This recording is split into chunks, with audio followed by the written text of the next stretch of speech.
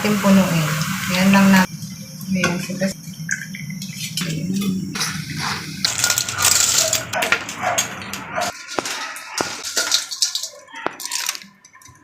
yun ang banana chips. And then, marunong ka magbalat. Kalin natin yung balat. Ayan. Balatan. Kasing, ano to, manipis. Minipisan lang natin. Ayan. Kailangan manipis. Ayan. Lahat gaganituhin ko. Ayan. Bago tayo ng banana chips. So, ayan na. Tapos na kung hiwain. Ayan. Minano-mano ko yan gamit ang kutsilyo. Ngayon, ipipry naman natin. Mag-iinit lang ako ng mantika. Ngayon, mainit na yung ating mantika. Ilalagay na natin. Kailangan mainit yung ating mantika. At saka isa-isahin natin ang paglagay. Iwalayin lang natin. Ayan, malakas yung apoy.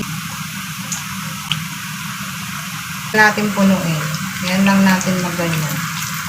Para magiging crispy yung kalalabasan ng ating pag-fry ng banana chips.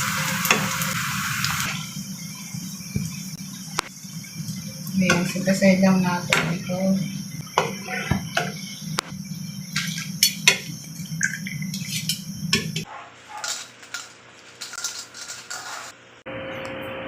Tayo ng 1 cup na tubig. Haluin lang natin siya. Sugar at saka yung tubig. So, ito na. Pinalamig na natin yung hindi natin bibiglain. Kailangan mainit ulit yung kape. Ayan. Lalagyan na natin ng 10.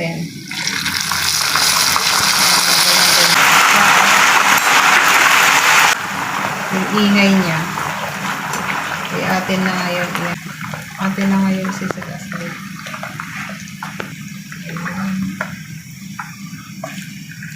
Ayan muna natin lalagay. Wow, crunching crunch.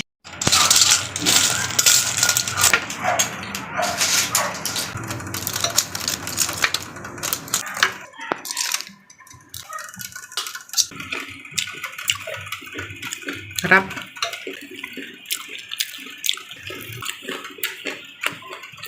Ang sarap ng banana chips. 1 kilo lang to eh. Marami nagawa.